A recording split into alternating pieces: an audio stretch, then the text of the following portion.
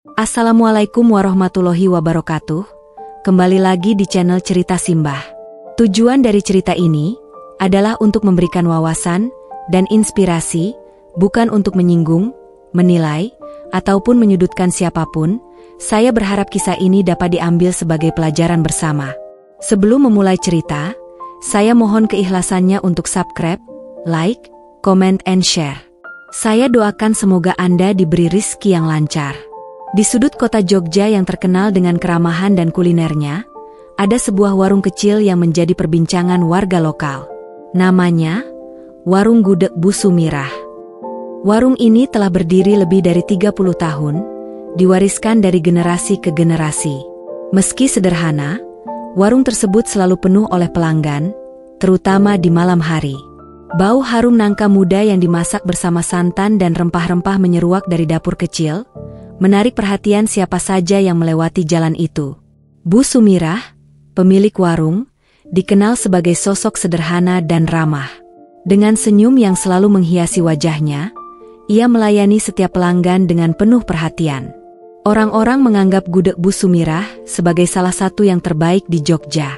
Ada yang mengatakan rasanya unik, karena resep rahasia yang diwarisi dari leluhur keluarganya. Namun, ada juga desas-desus bahwa gudeg tersebut mengandung sesuatu yang istimewa, yang tak pernah diungkapkan kepada siapapun. Malam itu, warung tampak lebih ramai dari biasanya. Pelanggan duduk di bangku-bangku kayu, menikmati sajian dengan penuh lahap. Beberapa bahkan rela berdiri menunggu tempat kosong. Bu Sumirah tampak sibuk di balik panci besar di dapur, mengaduk gudeg dengan penuh konsentrasi. Namun, dari celah-celah dapur, seorang pemuda yang menunggu pesanan melihat sesuatu yang aneh. Di dalam panci besar itu, ia seolah melihat sesuatu yang menggeliat cepat, seperti makhluk hidup. Apa itu tadi? Pikir pemuda itu. Ia mencoba meyakinkan dirinya bahwa itu hanya bayangan atau efek cahaya dari lampu dapur yang redup. Tapi rasa penasaran mulai menguasainya. Ketika gudegnya dihidangkan, pemuda itu memandangnya dengan sedikit ragu. Bau harum rempah memang menggugah selera, tapi ingatan akan apa yang dilihatnya di dapur tadi membuatnya waspada. Ia memutuskan untuk menyendok pelan-pelan, berharap tidak menemukan sesuatu yang tak diinginkan. Namun, sebelum ia sempat mencicipi, seorang pria tua di meja sebelahnya tiba-tiba tersedak. Wajah pria itu pucat, dan ia melontarkan sendoknya ke lantai. Semua mata langsung tertuju padanya. Ia menunjuk ke piringnya dengan tangan gemetar. Ini, katanya dengan suara parau. Beberapa pelanggan mendekat untuk melihat. Di tengah nasi dan gudeg yang tampak lezat, ada sesuatu yang membuat mereka mundur dengan jijik. Seekor belatung besar, masih menggeliat, muncul dari balik potongan nangka. Teriakan langsung memenuhi warung. Beberapa pelanggan bergegas keluar, sementara yang lain membuang makanan mereka. Tapi Bu Sumirah tetap tenang, hanya memandang dengan mata tajam, seolah menantang siapapun yang berani mengomentari masakannya. "Pak, jangan berlebihan," katanya dengan suara datar. "Gudeg ini dimasak dengan bahan terbaik. Kalau ada sesuatu, itu bukan salah saya." Pria tua itu tak menggubris. Ia berdiri dengan gemetar, mengemasi barang-barangnya, dan pergi tanpa sepatah kata pun. Suasana di warung menjadi hening. Tak lama, pelanggan-pelanggan lainnya juga mulai meninggalkan tempat itu satu persatu. Hanya tersisa satu atau dua orang yang tampaknya terlalu lapar untuk peduli dengan apa yang terjadi. Setelah semua pelanggan pergi, Bu Sumirah kembali ke dapur. Ia mengunci pintu warung dan memadamkan sebagian besar lampu. Dalam keheningan itu, ia memandang panci besar di depannya. Senyum tipis menghiasi wajahnya. Ia mengaduk gudeg sekali lagi, dan dari dalam panci, muncul puluhan belatung yang menggeliat di antara potongan nangka. "Besok akan lebih ramai lagi," gumamnya pelan, suaranya nyaris seperti bisikan. "Mereka akan datang, seperti biasa." Keesokan harinya, kejadian malam sebelumnya mulai menyebar dari mulut ke mulut. Pelanggan yang melihat belatung di piring pria tua itu, menceritakan pengalaman mereka dengan nada jijik. Namun, bukannya membuat orang menjauh, cerita itu justru menarik rasa penasaran. Beberapa orang yang belum pernah mencicipi gudeg Bu Sumirah merasa tertantang untuk datang, hanya untuk membuktikan apakah rumor itu benar atau hanya omong kosong. Warung gudeg Bu Sumirah tetap buka seperti biasa. Ia menyambut pelanggan dengan senyum hangat, seolah tidak ada yang pernah terjadi.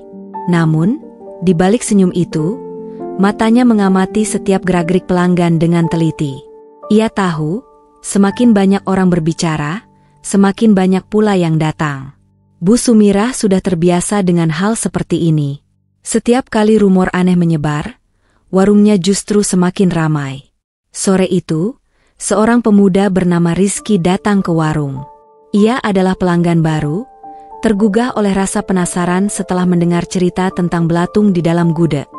Rizky dikenal sebagai pemuda yang pemberani, suka menantang dirinya sendiri dalam hal-hal aneh.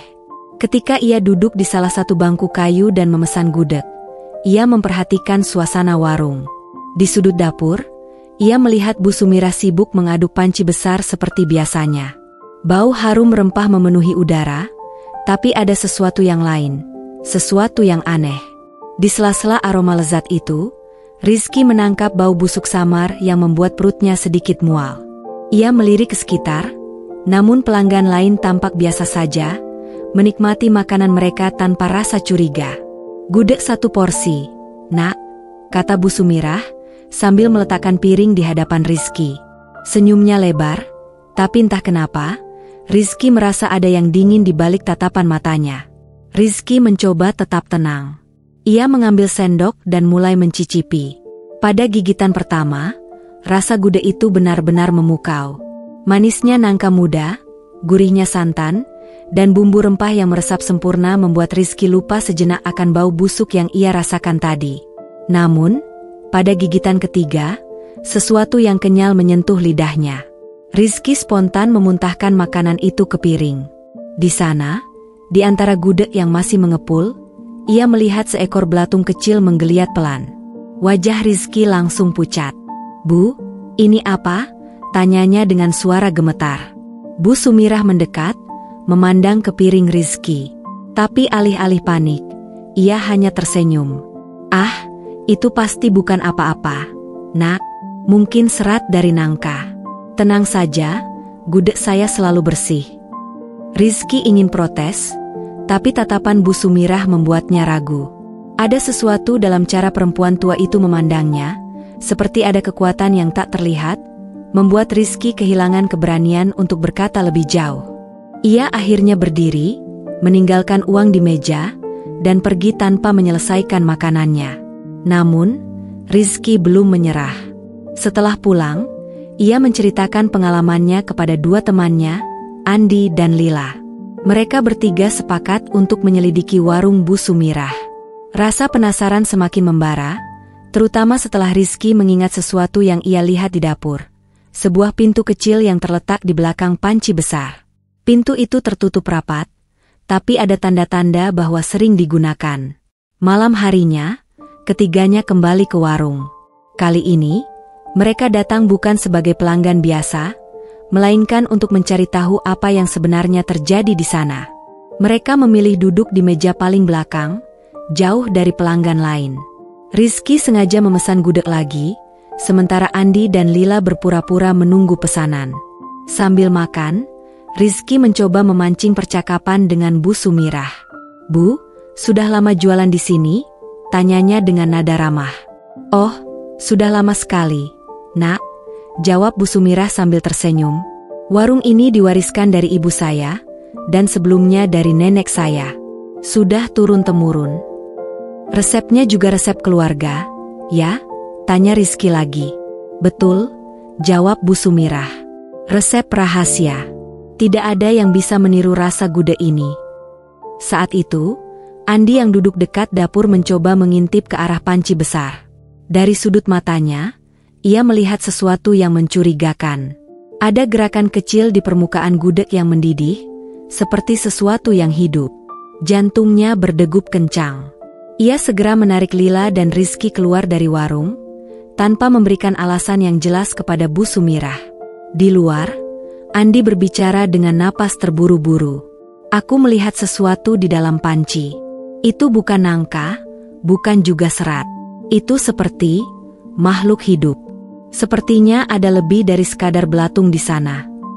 Lila memandang Andi dengan wajah serius. Kita harus masuk ke dapur itu dan melihat apa yang sebenarnya ada di sana.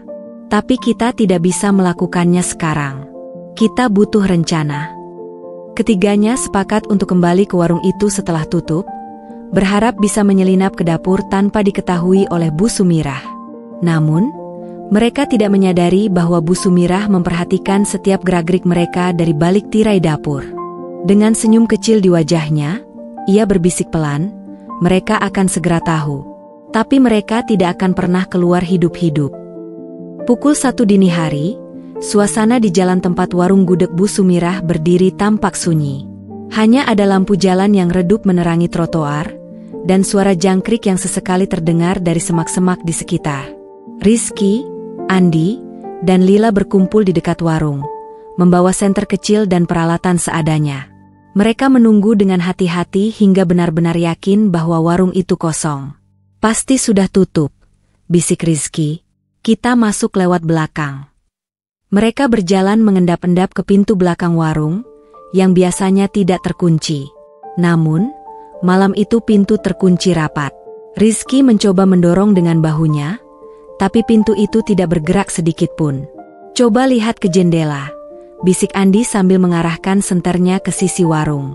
Lila menemukan sebuah jendela kecil yang sedikit terbuka. Dengan perlahan, ia mengintip ke dalam. Ruangan itu gelap, tapi ia bisa melihat siluet panci besar yang biasanya digunakan Bu Sumirah untuk memasak gudeg. Di dekatnya, ada pintu kecil yang Rizky sebutkan sebelumnya. Pintunya ada di sana, bisik Lila, tapi aku tidak tahu apa yang ada di dalamnya. Mereka memutuskan untuk memanjat masuk melalui jendela. Rizky masuk lebih dulu, diikuti oleh Andi dan Lila. Begitu berada di dalam, bau yang aneh langsung menyeruak.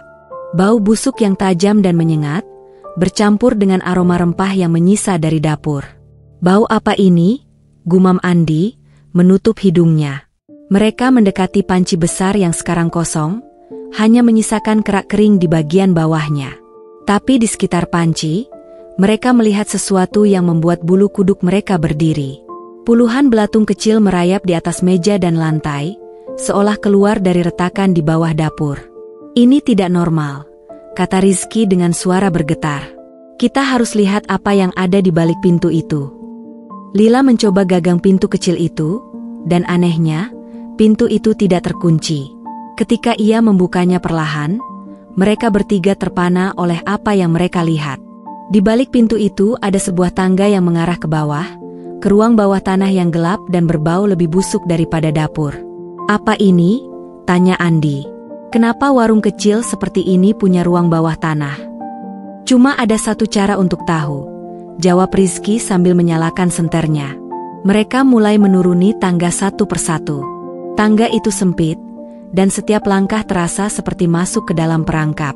Semakin jauh mereka melangkah, semakin jelas suara aneh yang datang dari bawah. Suara itu seperti sesuatu yang basah menggeliat, bercampur dengan bunyi dengung samar. Ketika mereka sampai di bawah, cahaya senter mereka menyorot sebuah ruangan luas dengan dinding batu tua. Di tengah ruangan itu, ada panci yang jauh lebih besar daripada yang ada di dapur. Panci itu dikelilingi oleh simbol-simbol aneh yang diukir di lantai. Di dalamnya, sesuatu bergerak, seperti cairan kental yang penuh dengan makhluk hidup. Oh Tuhan! Lila hampir menjatuhkan senternya. Di dalam panci besar itu, ada ratusan belatung, menggeliat di antara cairan hitam pekat yang mengeluarkan bau busuk tak tertahankan. Tapi itu bukan bagian yang paling menakutkan. Di sekeliling panci, ada beberapa tulang manusia berserakan. Tengkorak kecil, tulang rusuk, dan potongan tulang lainnya terlihat jelas di bawah cahaya senter. Ini gila, teriak Andi dengan suara tertahan. Namun, sebelum mereka bisa bereaksi lebih jauh, suara langkah kaki terdengar dari atas tangga. Mereka langsung mematikan senter dan merapat ke dinding, mencoba bersembunyi dalam gelap. Langkah kaki itu semakin mendekat. Mereka bisa mendengar suara pintu kecil di dapur terbuka, dan cahaya redup mulai menyorot ke arah mereka. Dalam sekejap, Sosok Bu Sumirah muncul di atas tangga, membawa sebuah lentera. "Siapa di sana?" Suaranya pelan tapi tegas. "Kalian pikir bisa mencuri rahasia saya?" Rizky, Andi, dan Lila membeku, tidak berani bergerak sedikit pun. Tapi lentera Bu Sumirah perlahan menyorot ke arah mereka, memperlihatkan wajah-wajah ketakutan mereka. Bu Sumirah tersenyum tipis, senyum yang tidak seperti senyumnya saat di warung. Senyum itu penuh dengan kebengisan. "Ah, tamu tak diundang," katanya. "Kalian tidak seharusnya ada di sini." Ia menuruni tangga dengan perlahan, membawa sesuatu di tangannya yang lain, sebuah pisau besar yang biasanya ia gunakan untuk memotong nangka. "Kalian tahu, resep gudeg saya memang istimewa," katanya sambil melangkah semakin dekat. "Tapi setiap kelezatan punya harga. Dan kalian akan membayar harga itu malam ini." Rizky mencoba berpikir cepat. Ia meraih sebuah tongkat kayu di dekatnya dan berdiri di depan Andi dan Lila, mencoba melindungi mereka. "Kami tidak akan pergi tanpa melaporkan ini," teriak Rizky, meskipun suaranya terdengar gemetar. Namun, Bu Sumirah hanya tertawa pelan.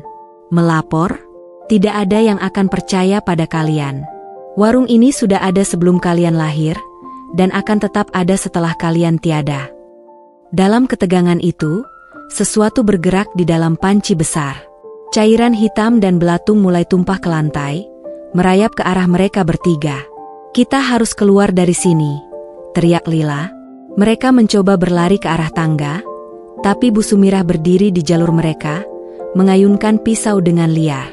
Dalam keputusasaan, Andi mendorong meja kayu besar ke arah Bu Sumirah, menciptakan celah untuk mereka lari ke atas.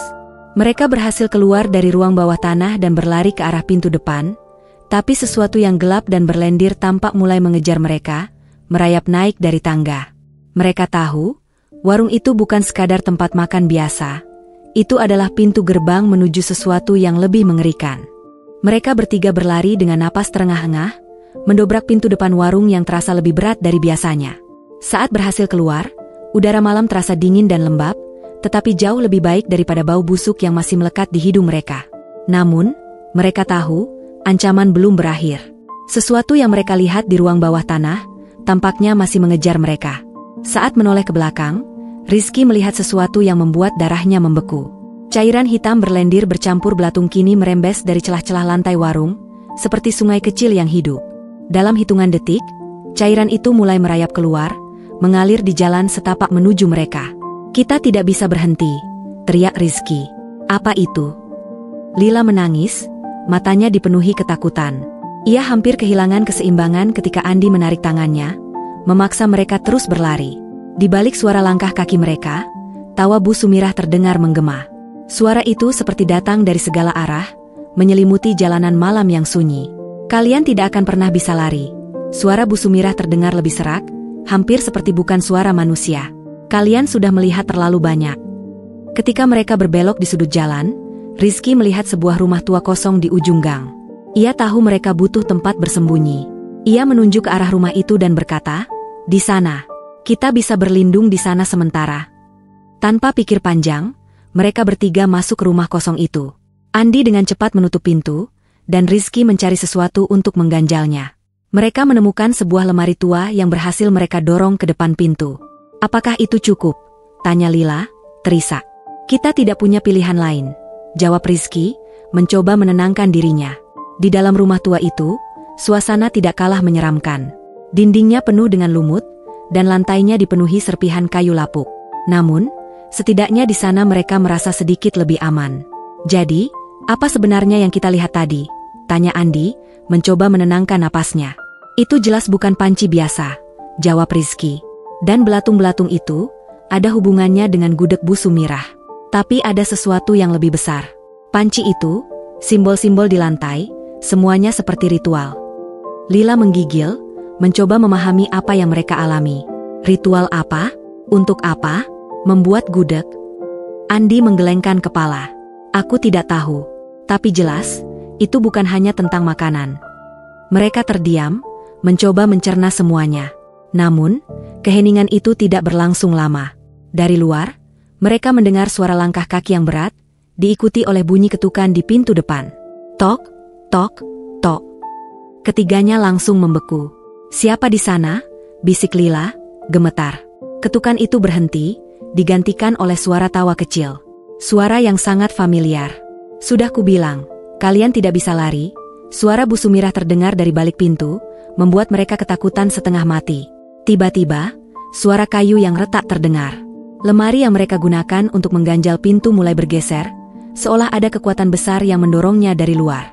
Rizky mencari senjata di sekitarnya dan menemukan sebilah kayu panjang yang masih kokoh. Ia memegangnya erat, bersiap menghadapi apapun yang akan masuk.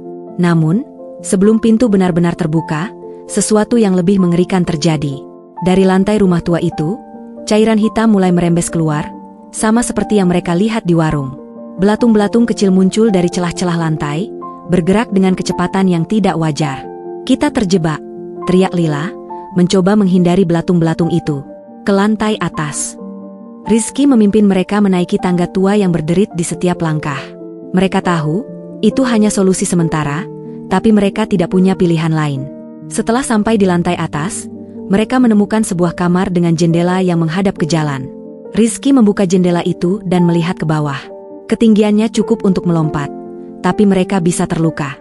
"Kita harus lompat," kata Rizky dengan tegas. "Kau gila? Kita bisa mati," protes Lila. "Kalau kita tetap di sini, kita pasti mati," balas Rizky. Namun sebelum mereka bisa mengambil keputusan, suara langkah kaki terdengar lagi. Kali ini dari tangga. Mereka tahu, sesuatu, atau seseorang, sedang naik untuk mencari mereka. Dengan putus asa, Rizky melompat lebih dulu, diikuti oleh Andi yang menarik Lila untuk ikut. Mereka mendarat dengan keras di tanah, tapi untungnya tidak mengalami cedera serius. Tanpa membuang waktu, mereka berlari lagi, meninggalkan rumah tua itu. Tapi sesuatu yang tidak mereka duga terjadi. Ketika mereka sampai di ujung gang, jalanan tampak berubah. Semua terlihat lebih gelap, dan suara jangkrik serta angin malam seakan menghilang. "Apa ini?" tanya Lila, terengah-engah. Andi menunjuk ke depan, wajahnya pucat pasi. "Itu, warungnya." Warung gudeg Bu Sumirah, yang seharusnya berada jauh di belakang mereka, kini muncul di ujung jalan. Lampunya menyala, seolah menunggu mereka. "Tidak mungkin." Rizky menggeleng, berusaha memahami apa yang terjadi. Sebelum mereka bisa berpikir lebih jauh, suara pintu warung terbuka. Dari dalam, Bu Sumirah keluar, memegang lentera yang sama. Senyumnya lebih lebar dari sebelumnya, matanya penuh dengan sesuatu yang menyeramkan. "Kalian kembali ke tempat yang tepat," katanya pelan. "Ini takdir kalian. Semua orang yang masuk ke dapur saya, tidak akan pernah keluar."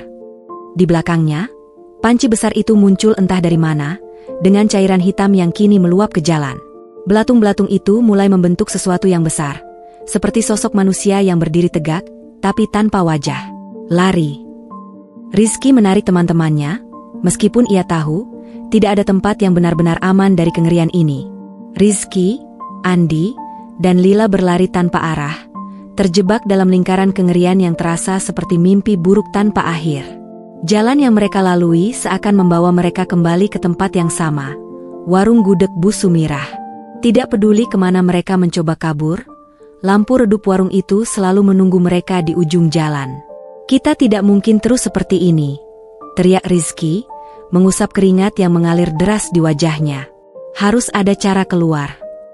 "Keluar? Tidak ada jalan keluar." Suara Bu Sumirah terdengar lagi, entah dari mana asalnya. "Kalian sudah masuk ke dalam permainan saya, dan saya tidak pernah kalah." Di tengah rasa putus asa, mereka bertiga berhenti sejenak, mencoba mengatur napas. Lila menatap Rizky dengan mata yang penuh ketakutan. "Apa yang sebenarnya terjadi? Kenapa kita tidak bisa keluar dari sini?" Andi menggenggam tangannya, mencoba menenangkan. "Ini bukan dunia nyata. Ada sesuatu yang mengikat kita di sini. Semua ini, warung itu, Bu Sumirah, bukan hanya tentang gudeg." Rizky menatap ke kejauhan, mencoba menganalisis. "Simbol di lantai ruang bawah tanah itu," gumamnya. "Aku yakin itu semacam ritual. Tapi untuk apa? Kenapa dia begitu terobsesi dengan gudeg dan belatung-belatung itu?" "Ini bukan cuma tentang gudeg," kata Lila, tiba-tiba teringat sesuatu. "Panci itu, belatung, dan cairan hitam. Sepertinya dia sedang memberi makan sesuatu. Sebelum mereka bisa mendalami pemikiran itu, suara langkah berat terdengar di belakang mereka. Mereka menoleh dan melihat sosok bayangan besar berbentuk manusia, tapi tubuhnya tidak sepenuhnya solid. Sosok itu terbuat dari cairan hitam yang menggeliat, penuh dengan belatung yang membentuk wajah kosong. Sosok itu mendekat perlahan, meninggalkan jejak berlendir di tanah. "Kita harus kembali ke ruang bawah tanah," kata Rizky tiba-tiba. "Apa? Kau gila?" protes Andi. "Percaya padaku," balas Rizky. "Kita tidak bisa lari dari sini. Kita harus memutus sumber kekuatan Bu Sumirah. Dan itu pasti ada di panci besar itu." Andi dan Lila saling berpandangan, ragu. Tapi mereka tidak punya pilihan lain. Dengan ketakutan yang membakar dada, mereka berlari kembali ke warung, memasuki tempat yang sudah terlalu mereka kenal. Ketika mereka tiba di dapur, semuanya terlihat lebih gelap dari sebelumnya. Aroma busuk semakin kuat, dan suara-suara menggeliat terdengar dari lantai bawah. Rizky memimpin mereka menuruni tangga lagi, kali ini dengan tekad yang lebih besar. Di ruang bawah tanah, panci besar itu masih berdiri di tengah ruangan, dengan cairan hitam yang kini mendidih hebat. Simbol-simbol aneh di lantai bersinar samar, seolah-olah merespons kehadiran mereka. "Kita harus menghancurkannya," kata Rizky. "Dengan apa?" tanya Lila, panik. Rizky mencari-cari di sekeliling ruangan, sampai akhirnya ia menemukan sebuah tongkat besi panjang di sudut. Ia mengangkatnya dan bersiap untuk menyerang panci. Tapi sebelum ia bisa mendekat, suara langkah kaki terdengar dari tangga. "Berhenti." Mereka menoleh dan melihat Bu Sumirah berdiri di sana, memegang lentera yang cahayanya kini berwarna merah gelap. Wajahnya terlihat berbeda, seperti sosok manusia yang telah kehilangan sebagian dari jiwanya. "Kalian benar-benar keras kepala," katanya dengan nada dingin. "Kalian ingin menghancurkan ini? Ini bukan hanya panci. Ini adalah jantung dari semua yang saya bangun selama puluhan tahun. Gude ini bukan sekadar makanan. Ini adalah pengorbanan." "Pengorbanan untuk apa?" teriak Rizky, mengangkat tongkat besinya. "Untuk mempertahankan hidup saya," jawab Bu Sumirah sambil tertawa kecil. "Setiap belatung, setiap tetes cairan itu adalah bagian dari jiwa orang-orang yang datang ke sini. Mereka memberi makan roh yang menjaga saya tetap hidup, memberi saya kekuatan, dan membuat gudeg saya tak tertandingi." Lila melangkah mundur, gemetar. "Jadi, semua pelangganmu, mereka?" Bu Sumirah mengangguk perlahan. "Mereka tidak pernah pergi dengan tangan kosong. Mereka semua meninggalkan sesuatu untuk saya, meskipun mereka tidak menyadarinya." "Tidak lagi," kata Rizky dengan tegas. Ia berlari ke arah panci besar, mengayunkan tongkat besinya dengan sekuat tenaga. "Jangan!" teriak Bu Sumirah. Namun, sudah terlambat. Tongkat itu menghantam sisi panci, menciptakan retakan besar. Cairan hitam mulai tumpah ke lantai, simbol-simbol di sekitar panci mulai berkedip dan redup. Saat itu juga, ruangan mulai bergetar hebat. Suara jeritan yang tidak manusiawi terdengar dari dalam panci, seperti ribuan suara yang dilepaskan sekaligus. Cairan hitam itu mulai menyusut, seolah menguap ke udara. Bu Sumirah jatuh ke lantai, tubuhnya mulai mengering seperti daun layu. Tidak mungkin," bisiknya. "Kalian menghancurkan semuanya." Rizky, Andi, dan Lila bergegas naik ke atas, meninggalkan Bu Sumirah yang kini hanya tersisa bayangan tubuhnya. Begitu mereka keluar dari warung, mereka melihat sesuatu yang luar biasa. Langit yang sebelumnya gelap kini cerah, dan bau busuk itu menghilang sepenuhnya. "Apakah kita berhasil?" tanya Lila, hampir tidak percaya. Andi mengangguk. "Sepertinya begitu." Mereka bertiga berjalan menjauh dari warung yang kini tampak seperti bangunan kosong, seolah tidak pernah dihuni selama bertahun-tahun. Tapi di dalam hati mereka tahu, malam itu akan terus menghantui mereka. Di kejauhan, sebuah suara samar terdengar, seperti tawa kecil yang dibawa angin. Tidak ada yang pernah benar-benar pergi.